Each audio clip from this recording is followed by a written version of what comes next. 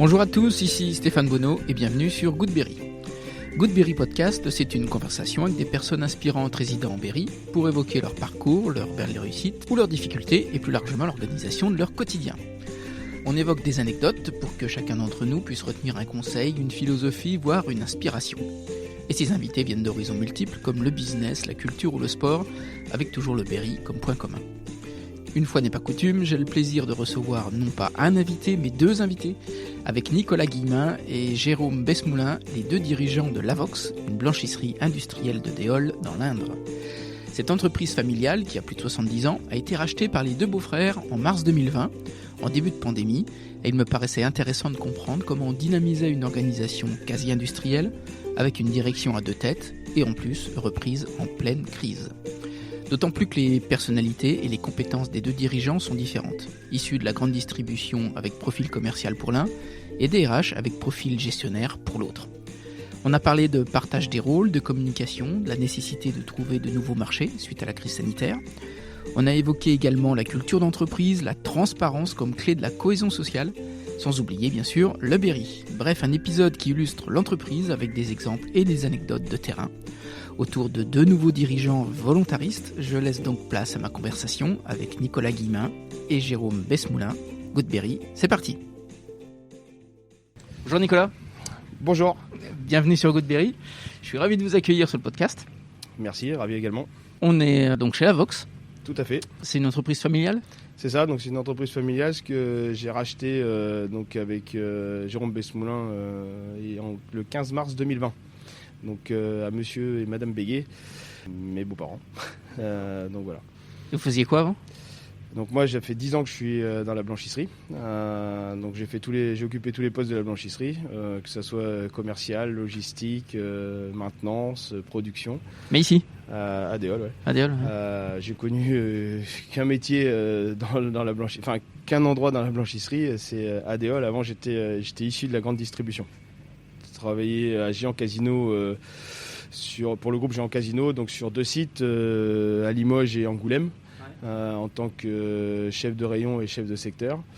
Ensuite, ma vie privée m'a fait revenir sur Châteauroux, ville natale, chez Cultura, où j'ai été responsable disque, vidéo, multimédia. Et après, après discussion avec monsieur Béguet, il cherchait à l'époque un commercial et j'ai dit pourquoi pas, on essaye. Et puis ça a matché et aujourd'hui, voilà, après... Je suis arrivé ici donc en octobre 2009, voilà, j'ai monté les échelons et le projet de reprise s'est concrétisé au mois de mars 2020, pas forcément à la bonne période, mais il s'est concrétisé. J'ai demandé donc à mon beau-frère, donc Jérôme Besmoulin, qui est aussi le mari donc de ma sœur, donc qui de rejoindre le challenge. Donc lui, il était directeur des ressources humaines à l'hôpital de la Châtre. Okay. Donc du coup, moi, j'avais plutôt les compétences opérationnelles de l'entreprise, un peu moins sur les compétences administratives. Donc voilà, donc on s'est associés tous les deux. Donc depuis la reprise, donc on est dans la continuité, même si elle a été ralentie par la crise sanitaire, on est dans la continuité de faire évoluer l'entreprise à Déol. On a eu l'ouverture sur la Ferté-Saint-Aubin qui a été repoussée d'1 an, le 4 janvier 2021. Elle aurait dû ouvrir au mois d'avril. Mais du coup, le Covid a fait ralentir. Et du coup, on a aussi une activité plus pour les particuliers. Donc le pressing à rue d'Hydro. Il y en a un nouveau qui ouvre le 3 janvier 2022 à Déol. Pour répondre à tous les services liés au lavage ou à l'entretien du linge et à la location aussi de kits ou des choses comme ça. D'accord. Et quand on passe de la grande distribution à l'industrie, parce qu'on peut penser que c'est une blanchisserie industrielle, donc c'est de l'industrie, qu'est-ce qui change le plus ? Il y a pas grand-chose qui change. Aujourd'hui, on travaille d'un côté ou de l'autre, on travaille avec des hommes et des femmes. Donc il y a du management. Moi, je viens de la grande distribution où j'avais 250 personnes à manager. Aujourd'hui, Lavox, c'est 140 personnes. Différents services, que ce soit des opérateurs, des chefs d'équipe, des chauffeurs, des techniciens de maintenance. Il y a aussi des objectifs à atteindre et qui sont posés. Pour moi, il n'y a pas grand-chose qui change. La seule chose, c'est faut se mettre des challenges et tout mettre en œuvre pour les atteindre, que ce soit en moyens humains, moyens financiers, moyens techniques, et puis se mettre des objectifs réalistes et savoir où on veut aller, quoi. Et quand vous parlez d'objectifs, comment vous communiquez aux équipes les objectifs ? Alors donc nous aujourd'hui on fait des réunions de direction tous les mois avec nos chefs d'équipe. L'objectif aujourd'hui c'est que la communication elle soit ascendante et descendante. C'est-à-dire qu'il y a des informations qui doivent venir de la part de la direction qui doivent être divulguées par l'intermédiaire de nos chefs d'équipe à leurs équipes, et inversement il faut que les opérateurs aussi remontent à leurs chefs d'équipe pour que ça remonte aussi à nous.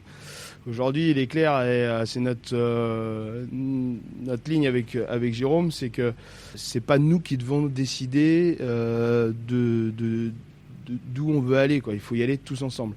Donc nous on a tracé une route avec Jérôme.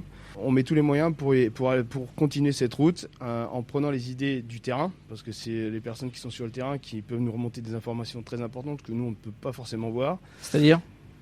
L'organisation du travail, l'implantation des machines, le linge qui est traité. Il y a peut-être des articles qui sont plus faciles que d'autres à traiter, des délais de livraison plus ou moins long ou qu'il faut ajuster en fonction du travail qui doit être réalisé, des interventions de maintenance qui doivent être faites pour avoir des disponibilités machines beaucoup plus importantes.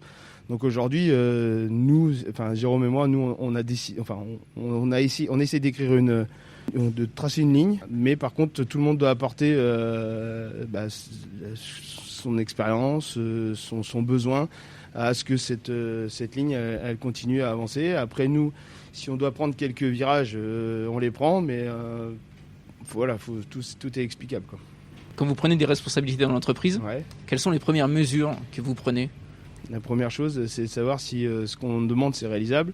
Si la deuxième chose, c'est de savoir qui on met dessus et qui est capable d'emmener ses responsabilités. La formation, aujourd'hui on forme les gens. Vous savez, le recrutement se fait essentiellement sur l'état d'esprit des gens, parce qu'après on met tout en œuvre pour apporter les compétences et les besoins que les opérateurs peuvent avoir.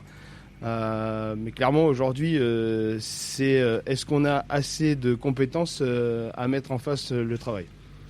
Autant il y a quelques années on aurait dit on prend le travail et on sait qu'on a les compétences pour le faire.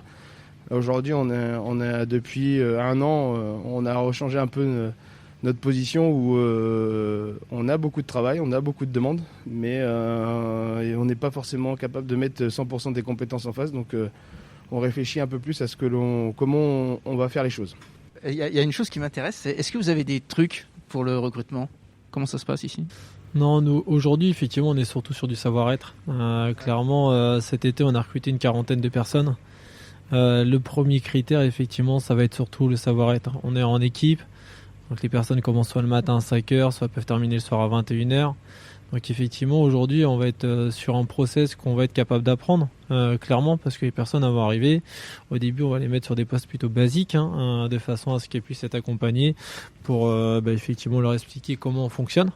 Il y a effectivement, j'ai envie de dire, comme vous le disiez tout à l'heure, on est sur l'industrie, il y a aussi de la répétition automatiquement. Et donc du coup, on commence sur des postes basiques, mais nous, surtout, l'intérêt, c'est déjà effectivement le savoir-être de la personne, sa présence, sa ponctualité, son état d'esprit, j'ai envie de dire généralement les premiers critères, son professionnalisme, la rigueur, qui sont effectivement surtout mis en avant déjà dans un premier temps. Est-ce que vous essayez d'inculquer alors le mot est peut-être un peu gros, mais une culture d'entreprise ? Alors du coup effectivement la culture d'entreprise, on essaye surtout effectivement déjà de la travailler avec nos titulaires. Parce que du coup, nous, la particularité, c'est qu'on est quand même beaucoup en saisonnalité. Et comme je vous disais, on passe d'une équipe à 2 équipes l'été. Donc travailler effectivement sur une identité, c'est un travail un petit peu de longue haleine. Donc déjà effectivement, il faut surtout que nos titulaires l'aient bien à l'esprit, les valeurs qu'on veut mettre en avant, ce qu'on décide de prôner au sein de l'entreprise. Et puis après effectivement, c'est un peu comme on disait tout à l'heure, les critères de recrutement au sein de l'entreprise, et du coup effectivement c'est le savoir-être dans un premier temps, c'est l'état d'esprit qui va avec, si on est solidaires les uns envers les autres, pourquoi comme on dit, effectivement on commence ensemble, on aime bien finalement terminer ensemble, et c'est surtout ça effectivement qui est important. Vous avez des exemples de valeurs que vous aimez inculquer ? J'ai envie de dire, nous, automatiquement, la solidarité déjà dans un premier temps, vu qu'on est sur une saisonnalité, on a effectivement des lignes avec des machines spécifiques et l'intérêt effectivement c'est qu'à un moment donné, on puisse commencer un client, terminer un client, mais effectivement que l'ensemble des lignes terminent en même temps. À un moment donné, effectivement, on peut pas dire, grosso modo, moi je suis sur telle ligne, j'ai bien avancé, tant mieux, peu importe ce qui se passe à côté. J'ai envie de dire, si on va chez un de nos clients et qu'on lui livre ses housses de couette, mais qu'on lui livre pas ses thés, ça va pas l'avancer forcément. Donc effectivement, l'idée, c'est de dire non.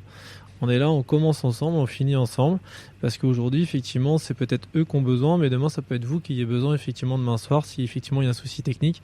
Donc, l'idée, effectivement, sont surtout dans ces valeurs-là, dans des valeurs familiales aussi, dans lesquelles on peut se reconnaître. Et donc, c'est surtout l'état d'esprit qu'on essaye de mettre en place sur ce terrain-là. D'accord. Comment tous les deux, vous splittez les compétences ? Alors du coup, j'ai envie de dire, Nicolas a plutôt effectivement déjà une ancienneté beaucoup plus importante au sein de l'entreprise, donc et il est passé par pas mal de process. Il a été sur la partie production, la partie transport, la partie commerciale, la partie maintenance où effectivement il était en appui avec Monsieur Béguier sur ce terrain-là. Moi, à l'inverse, j'ai plutôt un profil à la base administratif, la partie ressources humaines, la partie finance qui viennent effectivement sur ce terrain-là. J'ai eu un profil aussi qualité parce que du coup j'étais amené à intervenir aussi dans un centre hospitalier, donc la partie qualité est relativement forte aussi dans ce domaine-là. Donc on a une répartition effectivement un petit peu à deux têtes qui se fait de cette façon-là avec une phase de concertation régulière conjointe quoi. Comme le disait Jérôme, les compétences,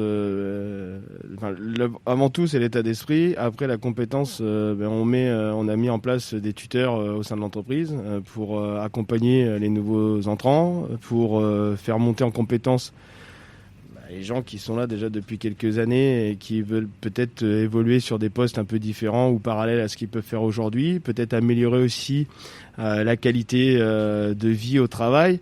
Par, comme je vous ai montré tout à l'heure dans la visite, des aménagements de postes pour faciliter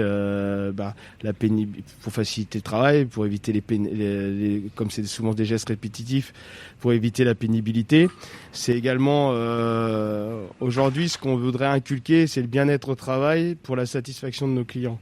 En fait, aujourd'hui, nous, ce qu'on essaie de travailler avec nos opérateurs, c'est on travaille tous pour la même société qui s'appelle la VOC, que ce soit Jérôme ou moi, jusqu'à des sociétés extérieures qui peuvent intervenir au sein de l'entreprise, notamment les sociétés de ménage. Même si c'est une société extérieure, aujourd'hui, elle vit avec nous tous les jours. Donc l'objectif, c'est de se retrouver dans cette image de la Vox, du pressing aussi, parce que même les collaborateurs du pressing font partie de la société La Vox. Les pressing, c'est au pressing by La Vox. Donc les chauffeurs qui sont une population un peu à part parce qu'ils sont rarement sur site, ils roulent pour la société La Vox, donc ils sont souvent en décalage au niveau horaire par rapport à la production.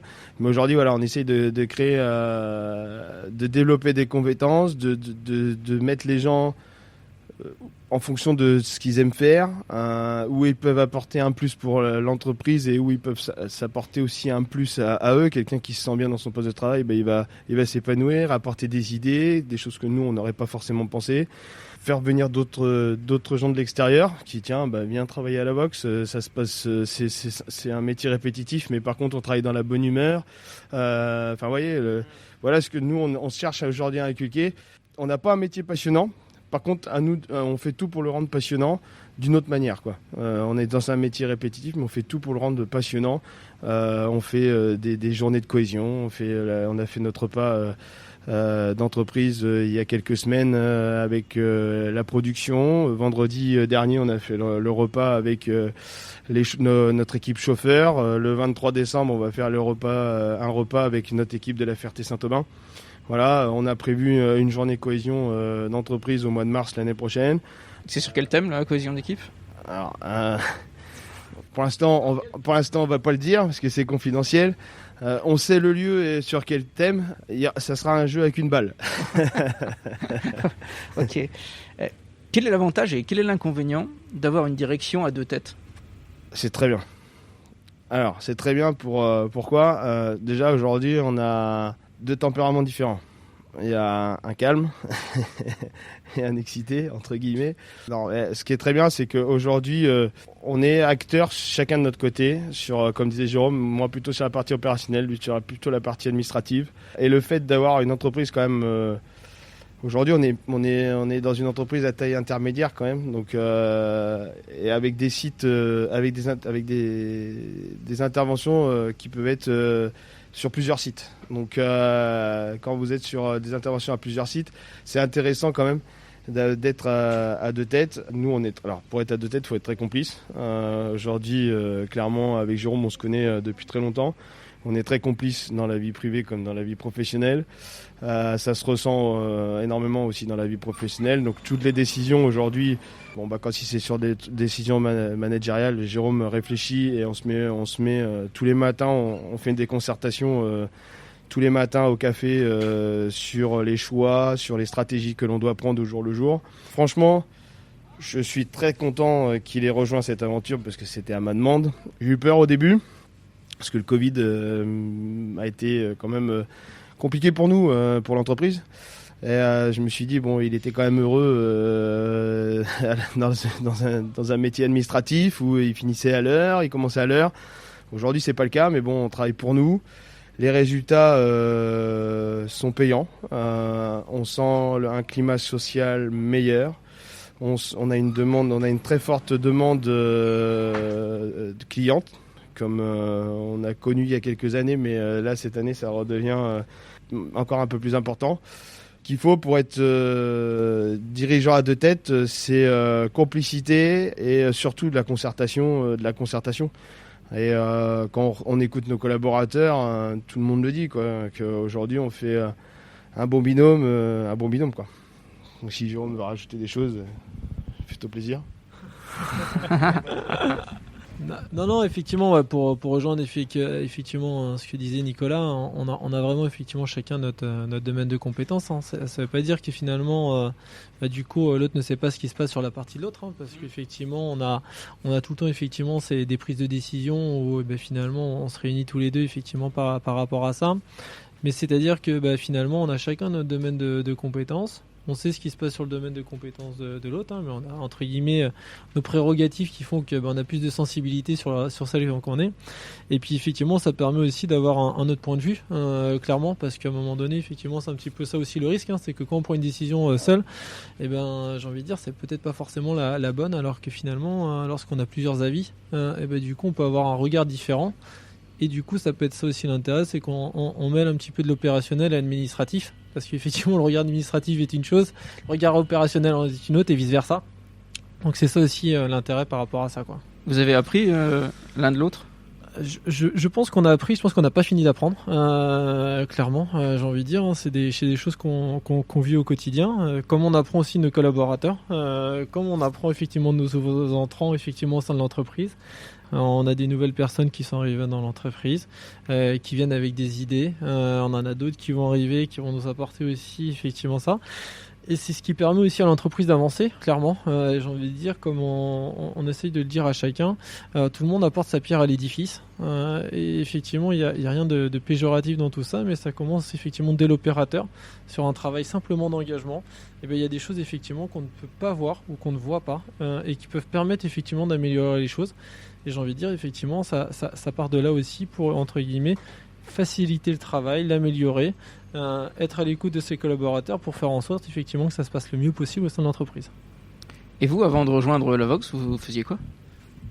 Alors moi, du coup, effectivement, j'ai travaillé sur certaines entreprises effectivement du secteur. J'ai travaillé chez Andritz, qui est une entreprise sur Châteauroux. Après, je suis allé sur Bourges, société Labovida, dans un second temps. Et après, j'ai fait 4 ans dans un centre hospitalier du secteur, le centre hospitalier de la Châtre.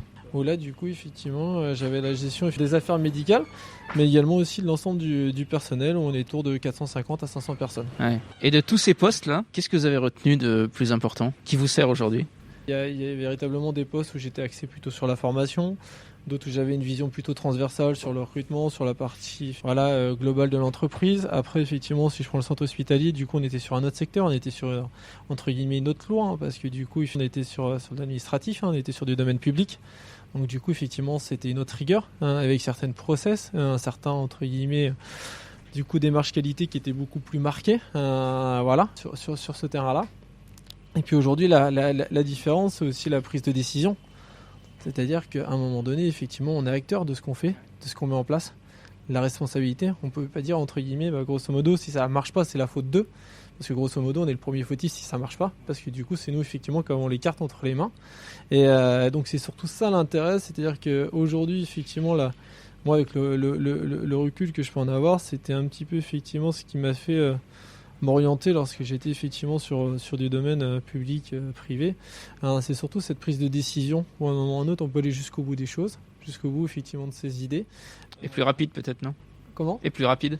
Oui, alors parce qu'il y a des process, mais du coup aussi il y a certains process qui peuvent être nécessaires aussi, notamment sur le domaine de la qualité où à un moment donné effectivement on peut dire qu'il y a beaucoup de protocoles, il y a beaucoup de procédures, mais qui sont réellement nécessaires et du coup qu'on nous demande aussi de plus en plus. On peut le voir notamment, j'ai envie de dire en ce moment avec la période et la pandémie qu'on a pu vivre, où finalement toute cette partie protocole sanitaire, toute cette partie procédure en entreprise sont des choses qui sont primordiales pour un maintien et un équilibre au sein de l'entreprise. Donc voilà, c'est surtout finalement l'idée de pouvoir aller jusqu'au bout des choses sur ce qu'on veut véritablement mettre en place et du coup comme quoi on a toutes les cartes en notre possession, quoi.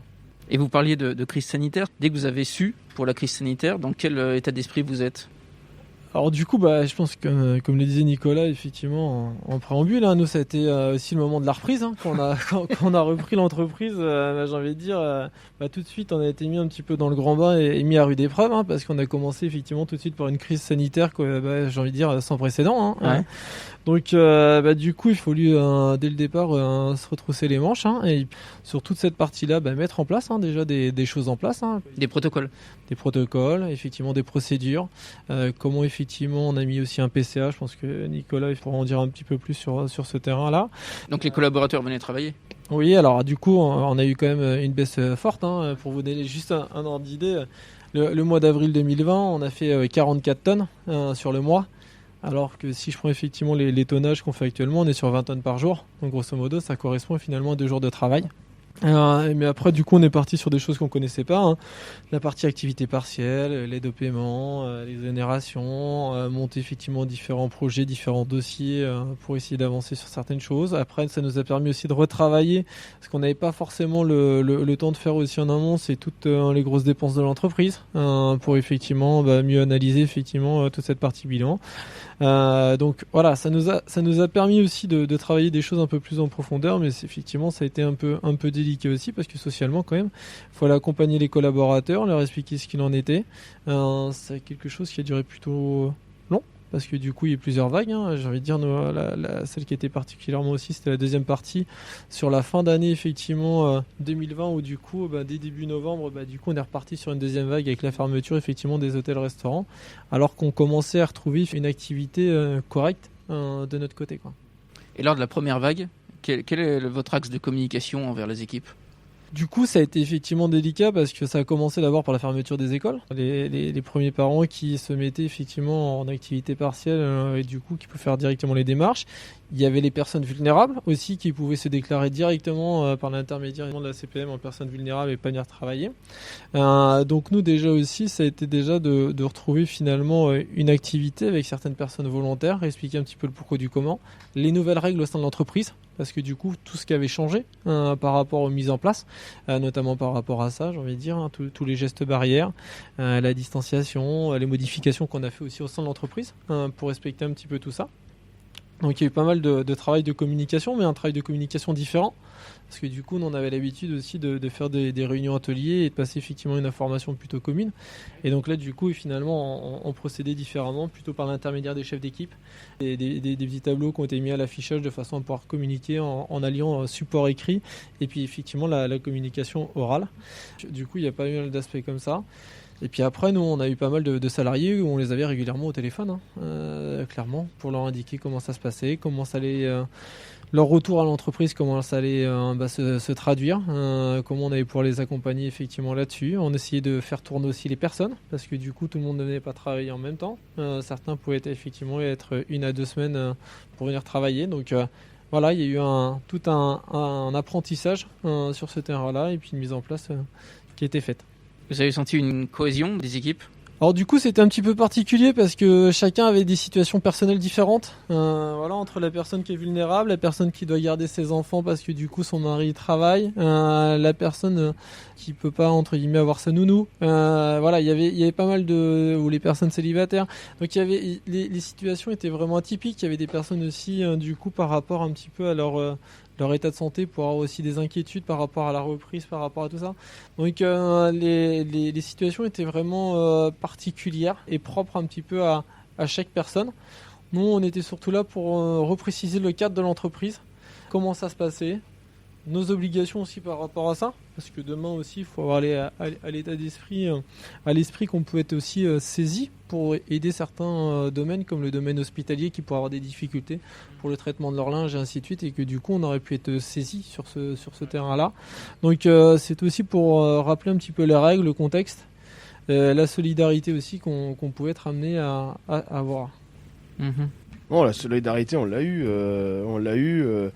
Alors après, on est deux dirigeants d'entreprise proches de nos collaborateurs. À un moment ou à un autre, comme je disais en préambule, on n'est rien les uns sans les autres. On a essayé de toujours rassurer. Nous, on est des dirigeants assez ambitieux et qui allons toujours vers de l'avant, malgré des obstacles qu'on a pu connaître depuis ces 2 dernières années, parce qu'on a subi quand même des choses nouvelles que personne ne connaît. Chômage partiel, pour nous, c'était quelque chose de nouveau. Covid, quelque chose de nouveau. Voilà, donc tout ça, il faut apprendre à manager avec ces problèmes, quoi, on va dire, entre guillemets. Après, on est, comme j'aime le dire, on n'est pas resté derrière notre masque. Dès qu'on a l'instant, on a su qu'on allait qu'on allait perdre 75%, enfin que 75% de notre activité allait être en suspens. Et bien moi, on a pris le taureau par les cornes, comme on dit dans le Berry, et on a été chercher, j'ai appelé les établissements de santé qu'il y avait dans notre région, et en leur disant coucou, je m'appelle Lavox, si vous avez besoin, on est là. Et certains établissements nous ont renvoyé la balle et ont eu besoin de nous. Ils sont toujours là.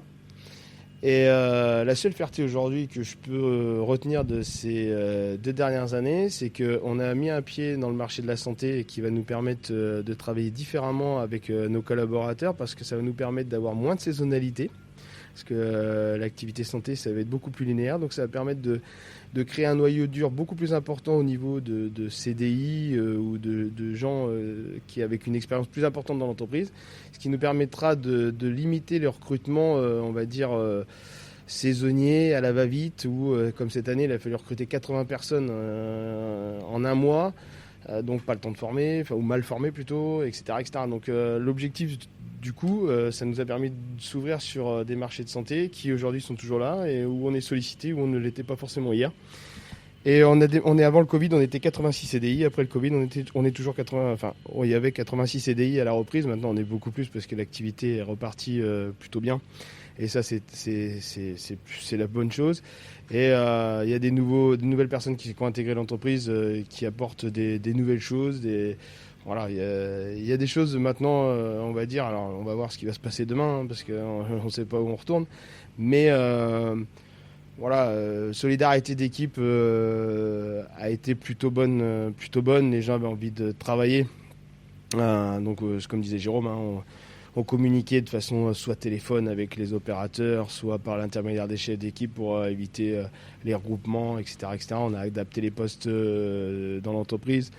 La médecine du travail est venue contrôler, voir si tous les gestes barrières étaient respectés. Enfin voilà, on est assez satisfait de comment on a géré cette crise, comment on a essayé d'intégrer nos collaborateurs à tout ça, de les rassurer, parce que même eux, certains collaborateurs ne savaient pas ce qu'ils allaient devenir. Est-ce qu'on allait pouvoir subvenir à garder tous les emplois, etc., sachant qu'on avait fermé le site de la Ferté-Saint-Aubin. Donc du coup, après, les gens se posaient beaucoup de questions. Après, notre force, c'est qu'on est resté toujours transparent avec tout le monde. On leur a dit la vérité de A jusqu'à Z. Comme quand on faisait 44 tonnes, comme quand aujourd'hui on en fait 500 tonnes par mois, quoi. Vous pensez que c'est la clé, ça, de la transparence ? Ouais, aujourd'hui de toute façon tout se sait. Donc à un moment ou à un autre, ça sert à rien de tricher. Vous voulez connaître le chiffre d'affaires, vous allez sur Internet, vous avez le chiffre d'affaires. Vous voulez connaître le résultat de l'entreprise, vous allez sur Internet, vous connaissez le résultat de l'entreprise. Voilà. La seule chose que vous ne connaissez pas aujourd'hui, c'est comment vous êtes managé au sein d'une entreprise. Donc voilà, nous aujourd'hui, on joue la transparence avec tout le monde. Ça a été notre maître mot quand on a repris l'entreprise. On avait fait une réunion au mois de décembre 2019 pour annoncer la reprise de l'entreprise avec la présentation d'un nouvel organigramme, etc. etc. Voilà, on leur a dit, nous, on ne trichera pas avec vous. Par contre, c'est donnant-donnant. On ne triche pas, vous ne trichez pas. On essaie faut être le plus transparent possible. On a des réunions CSE tous les 2 mois où c'est pareil, on joue la transparence avec eux.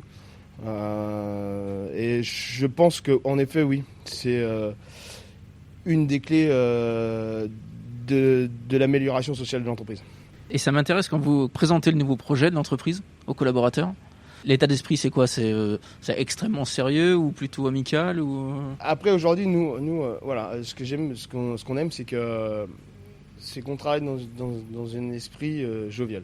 Il peut y avoir de l'amitié, mais il faut savoir à quel niveau on la met avec l'ensemble de la direction. Nous, aujourd'hui, ça ne nous dérange pas de participer à des fêtes de salariés ou des choses comme ça. Mais à un moment ou à un autre, il faut savoir où on veut mettre la barre. Moi, je viens de la grande distribution. J'ai commencé dans un groupe qui s'appelle Auchan, où chez Auchan, c'est le tutoiement de tous les collaborateurs, sauf que c'est le tutoiement où on doit positionner à savoir où il y a les limites. Et moi, je suis plutôt dans cet esprit-là, en fait. Chez Auchan, on a travaillé comme ça. Chez Cultura, on a travaillé comme ça. Aujourd'hui, que c'est ce que je vous disais en préambule, ou comme Jérôme le disait, que ce soit de la société de ménage qui est extérieure à l'entreprise, à la direction de l'entreprise, aujourd'hui, on est tous dans le même bateau qui s'appelle la Vox. Donc c'est clair qu'aujourd'hui, on ne veut pas forcément créer de liens amical, mais par contre, il faut que ça soit jovial, quoi. Qu'est-ce qui vous a le plus étonné, vous, quand vous arrivez dans l'univers de la blanchisserie industrielle, venant de la grande distribution ? La demande. En fait, c'est un métier que je ne connaissais pas, qu'on connaît assez peu. C'est un métier de service qui est très sollicité, qui vous permet de rencontrer des gens adorables, que ce soit au sein de l'entreprise, fournisseurs, acteurs locaux aussi, que ce soit pour les mairies ou les collectivités. Je suis surpris, maintenant je le suis un peu moins, mais j'étais surpris de l'activité aujourd'hui et des besoins de cette activité blanchisserie industrielle. On le voit encore plus maintenant aussi avec le pressing, les pressings qu'on est en train de développer.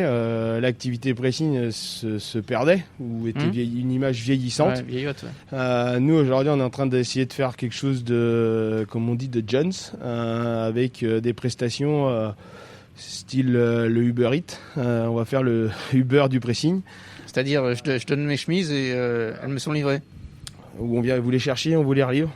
Où on vous les repasse juste, où on vous les lave juste. On va faire du tout à la carte à partir de début janvier par le système de notre nouveau site internet. On est en train de retravailler tout le site de l'entreprise, que ce soit la Vox ou le Haut Pressing by la Vox. Et ça, c'est une idée que vous avez eue lors du confinement ? En fait, ouais, c'est ce que disait Jérôme tout à l'heure, c'est qu'aujourd'hui, le confinement nous a permis de regarder plein de choses. Il nous a regardé les 10 premières lignes de notre bilan, mais pas que. Il nous a permis aussi de réfléchir à différemment. C'est pareil, demain, comme on disait, on n'est pas à l'abri que ça recommence. Donc si ça recommence, qu'est-ce qu'on fait ? Est-ce qu'on fait la même chose ? Est-ce qu'on continue voilà. Le confinement nous a permis de voir plein de choses, de se permettre de se poser sur des belles choses. On aurait préféré que ça se passe avec un peu plus d'activité. Mais bon, malgré tout, voilà. Donc, on se rend compte que les gens n'ont plus le temps de repasser leur linge, n'ont plus le temps de laver leur linge, n'ont plus le temps de prendre soin d'eux. Donc, tout ça, ils le font sous-traiter aujourd'hui. On le voit, hein, vous allez plus dans les salons de beauté. On a toute une activité qui est nouvelle, nous, dans la blanchisserie industrielle. C'est tous les espaces bien-être, spa, massage qui se sont développés dans les hôtels. Aussi des espaces bien-être seuls. Et on le voit, hein, on a un développement vraiment important sur tout ce qui est partie peignoir, drap de bain. Donc on sent bien que les gens ont envie de prendre soin d'eux. Ou ils vont prendre du temps autre chose qu'à repasser leur linge, qu'à laver leur linge. On a aussi des choses, alors c'est à double tranchant. Nous, ça nous arrange pas dans notre activité, les augmentations des coûts énergétiques. Mais il y a certaines peut-être particuliers qui vont réfléchir aujourd'hui à peut-être plus avoir de machine à laver chez eux ou de sèche-linge chez eux. À savoir qu'aujourd'hui, on va faire des prestations forfaitaires sur des chemises, sur des pantalons, sur des couettes. On sait très bien qu'en faisant, donc on va s'équiper d'un véhicule électrique. On voulait aller un peu plus loin, on voulait prendre le petit tchouk-tchouk, mais faut pédaler. Donc du coup, on va s'équiper d'un véhicule électrique qui, par l'intermédiaire de notre site internet, on va faire le click and collect, comme chez Auchan, dans la grande distribution en général. Vous posez un rendez-vous sur notre site internet, on vient vous chercher votre linge à telle heure et on vous le ramènera à telle heure. On va répondre tout à une population aussi qui est un peu délaissée, c'est tout ce qui est gîte et Airbnb. Notre outil de travail actuellement n'est pas forcément adapté pour le faire, mais par l'intermédiaire de Pressing, on va mettre à disposition des kits, kit grand lit, kit petit lit, kit éponge. C'est-à-dire que vous faites votre commande comme si vous fassiez votre drive alimentaire, vous faites une commande sur notre site internet et dans les 2 heures qui suivent, vous venez chercher votre commande, soit d'Éole, soit d'Hydro, et vous faites votre prestation. Alors ça peut être une présentation personnelle aussi, hein, on peut équiper sa maison, pour ceux qui ne veulent pas entretenir les housses de couette, les draps, voilà. Et on fait toute une prestation aussi sur la partie pressing qu'on est les seuls à faire. D'ailleurs, sur le département, c'est tout ce qui est nettoyage du cuir, daim, etc., etc. Ok, d'accord. Sur Déole, on va faire une partie mercerie aussi. Il n'y a plus de mercerie sur Déole. Donc en mercerie et couturière et retouche sur la partie Déole, en plus de la partie pressing. Et c'est important pour la stabilité ou la croissance de l'entreprise de se diversifier ? L'intérêt, il est de dire qu'on est capable de répondre à tout ce que vous avez besoin sur la prestation lavage. Donc quand on dit prestation lavage, c'est-à-dire qu'on fournit du linge, ou vous nous fournissez du linge, on vous le lave, on vous le rend propre de telle manière qu'elle soit. Et à côté, il y a toutes des prestations annexes. Par exemple, une blanchisserie industrielle aujourd'hui a des difficultés d'entretenir des rideaux, d'entretenir des tapis de salon, d'entretenir des vêtements style l'armée. Et donc, si vous préférez, il y avait toute une sous-traitance aujourd'hui qui était réalisée par la Vox sur un pressing, donc d'hydro. Et du coup, ça a engendré d'autres envies de clients. Et en fait, en gardant cette partie pressing pour faire de la sous-traitance à l'origine de notre blanchisserie qui n'était pas capable de traiter certains articles, ils nous ont permis de voir les besoins sur les particuliers. Ouais. Et du coup, à solliciter d'autres envies et des idées aujourd'hui. À Châteauroux, il n'y a plus de magasin de mercerie, plus du tout. Donc du coup, on s'est mis en partenaire avec une société locale sur toute la partie mercerie. Donc on aura un assortiment mercerie, pratiquement 80% des besoins des couturières, accompagné d'un site internet si on n'a pas les produits sur site avec une livraison en 24 heures chez les clients. Enfin voilà, aujourd'hui, oui, un aspect comptable, certes, mais l'objectif c'est de... Quand vous faites le 02 54 34 60 30, on peut tout faire pour le linge. Ouais. Et le fait d'être aujourd'hui chef d'entreprise, c'était un rêve de gosse ou pas du tout ? Je suis quelqu'un, je laisserai répondre Jérôme à sa place, pour lui, mais moi je suis quelqu'un de très ambitieux. J'aime pas la défaite. Je suis un gagneur. Un rêve, je pense que tout le monde rêve un jour d'être chef d'entreprise. Pas tout le monde ? Non, mais d'avoir l'envie de gérer, comment on voulait gérer les choses, etc. etc. Moi, pour ma part, il y avait 2 choses qui me tenaient à cœur. C'était de la continuité de la société familiale. Clairement, 4e génération aujourd'hui. J'ai 3 enfants, Jérôme en a 1. Donc ça veut dire qu'on a quand même la chance de peut-être pouvoir avoir une 5e génération qui puisse reprendre cette société. C'est un poids supplémentaire, ça, ou pas du tout ? Non. Aujourd'hui, si un de nos enfants reprend, ça sera avec joie et bonheur. Moi, je veux pas les mettre, je veux pas leur mettre la pression à ce niveau-là. Quand je suis né, je savais pas que j'allais finir blanchisseur, ni chef d'entreprise dans une blanchisserie industrielle. Voilà. Par contre, une chose est sûre, c'est qu'aujourd'hui, les temps, c'est compliqué moralement, physiquement, par rapport à tout ce qu'on a vécu. Mais par contre, on a la chance d'avoir un beau bateau. J'ai la chance d'avoir un copilote avec moi qui est bon et où on partage les mêmes idées. On arrive à emmener toutes nos équipes derrière nous. Et voilà, c'était le rêve en fait, c'est ça en fait. Le chose c'est donner le sourire aux gens, de travailler dans la bonne ambiance, de satisfaction de nos clients. Ça, c'est très important aujourd'hui, la proximité, la réactivité avec la nouvelle génération et l'ancienne génération, parce qu'on a encore des gens qui ont 35, 36 ans de boîte aujourd'hui dans l'entreprise, et on en a qui ont 36 heures. Quelle est la plus grosse différence entre les deux populations ? Si on prend l'exemple des personnes qui ont une trentaine d'années d'ancienneté chez nous, la conciliation vie professionnelle, vie personnelle est une vue tout à fait différente de celle qu'on peut avoir aujourd'hui des nouvelles générations.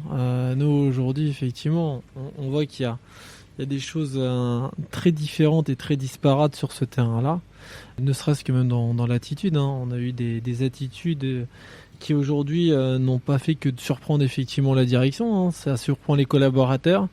Quel genre d'attitude ? Non, moi j'ai eu une situation qui m'a marqué. J'ai une personne effectivement avec des restrictions qui nécessite effectivement un assis debout, et j'ai une personne qui a une vingtaine d'années et qui lui a demandé si elle pouvait pas prendre son assis debout. C'est des choses qui auraient pu paraître il y a quelques années impensables. Et donc du coup aussi il faut s'adapter, il faut être capable aussi de montrer les limites à un moment donné effectivement de ce qui est possible et ce qui n'est pas possible typiquement. Parce qu'il c'est-à-dire que certaines personnes ont pu, entre guillemets, avoir du mal à cerner un petit peu les règles par rapport à ça. Donc aujourd'hui, on voit très bien que la partie sociale est un gros volet. C'est notre plus grosse dépense, clairement. On a des moyens humains qui sont conséquents au sein de la structure. Et le plus dur, effectivement, c'est de pouvoir emmener tout le monde là où on veut aller. Avec l'état d'esprit qu'on souhaite. Et ça, effectivement, c'est notre travail du quotidien. Mais quand je dis notre travail, c'est je mets tout le monde dans le même bateau, parce qu'on pense notamment aux chefs de proximité, qui sont souvent finalement, comme on dit, entre le marteau et l'enclume, qui doivent faire le relais entre la direction et les collaborateurs, où du coup, c'est un travail quotidien pour accompagner les collaborateurs, leur indiquer effectivement où on veut aller. Et une obligation de répétition ? Oui, on peut pas se permettre de lâcher. Clairement, j'ai envie de dire, je vais prendre un exemple tout bête. Le port du masque, il est obligatoire effectivement dans l'atelier.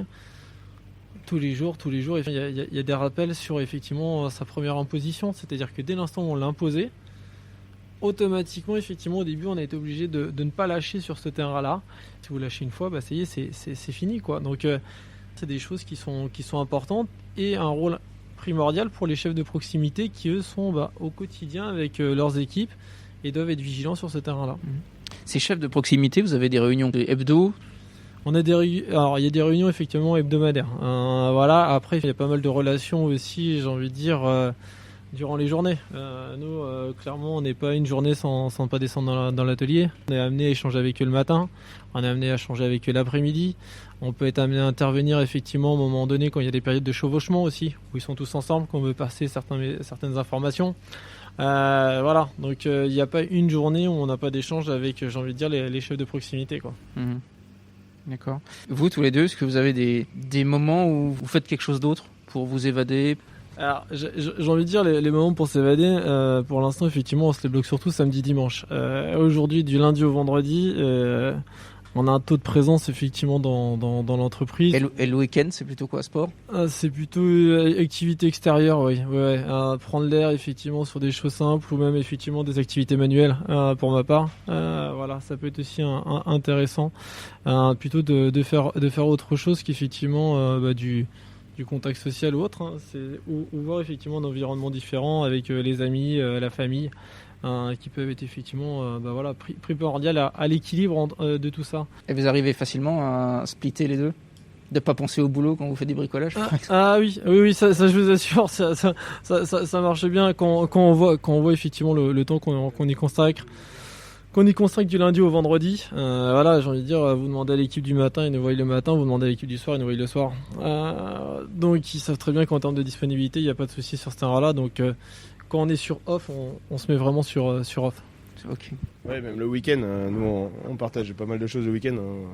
On chasse, on fait du foot. Ouais. Mais à aucun moment le travail interagit sur notre vie perso, quoi. Je veux dire, voilà, il faut un moment ou un autre, sinon si c'est du lundi jusqu'au dimanche, c'est compliqué, quoi. Ok. Pour finir le podcast, j'ai une petite série de dernières petites questions, donc vous répondez comme vous voulez, soit long, soit court. Ouais. Quel conseil vous donneriez à des gens qui voudraient reprendre une entreprise? Faut pas hésiter, lâchez-vous. Aujourd'hui, quand on a un objectif et qu'on met tous les moyens pour atteindre ces objectifs, on y arrive. C'est énormément de temps, c'est énormément d'investissement personnel. Il faut des gens ambitieux et dans une vie, il faut des dirigeants d'entreprise, il faut des collaborateurs, il faut tout le monde. Je regrette pas ce qui se passe. J'incite vraiment si les gens ont des envies, des opportunités à construire une entreprise, à construire quoi que ce soit aujourd'hui dans leur vie, il faut pas hésiter, quoi. Il faut y aller, quoi. Faut y aller et jamais regretter ce qu'on fait. Jérôme, une dernière question. S'il y avait quelque chose à refaire pendant ces 2 ans là, vous referiez quoi? On s'est retrouvé dans une situation un petit peu le cul entre deux chaises, comme on peut dire, parce qu'à un moment donné, effectivement, on a envie de structurer, mais l'activité n'est pas là pour financièrement structurer l'entreprise, mais on sait qu'on doit y aller à un moment donné. Et c'est ça finalement la situation un peu particulière, c'est-à-dire que finalement, ce qui est agréable, c'est qu'on est allé à 75% effectivement sur l'hôtellerie et la restauration, sauf que du coup, quand ce secteur-là a malheureusement été touché et fermé, du coup, on s'est retrouvé sur une faible activité qui nous a pas permis finalement d'avancer par rapport à notre stratégie d'entreprise. Et du coup, c'est là finalement où du coup on se dit on avait pris un petit peu entre les deux, quoi. Ok. Pour finir le podcast s'appelle Goodberry. Je voudrais savoir pour tous les deux quel est votre endroit préféré dans le Berry. Ouais, je vais vous donner ma réponse. Je suis Égulfin effectivement d'origine. Donc pour ceux qui sachent un petit peu ce que ça veut dire Égulfin, c'est originaire de Saint-Ouen. Donc automatiquement, j'ai envie de dire sans aucune hésitation, fier de ses racines. Et donc effectivement, moi c'est Saint-Ouen. Le marché. Le marché entre autres, mais il y a pas mal de petites choses effectivement autour de Saint-Ouen qui sont fort agréables. Ok. Nicolas ?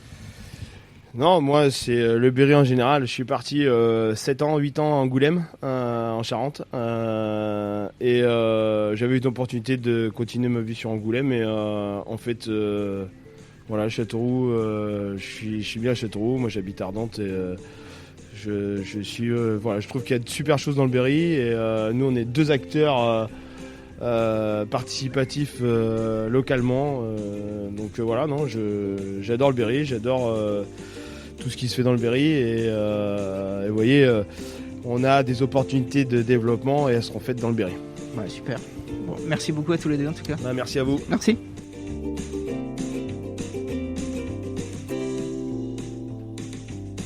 Hello, j'espère que cette conversation vous a plu. Si vous aviez une bonne résolution en ce début d'année, ce serait de partager le podcast, ne serait-ce qu'une fois sur les réseaux ou d'en parler autour de vous à une seule personne. Et c'est gagné pour la notoriété du podcast, qui, je vous le rappelle, est totalement gratuit. Je reste aussi à votre écoute de vos idées d'invités et vous retrouve lors d'un prochain épisode. D'ici là, portez-vous bien et inspirons-nous.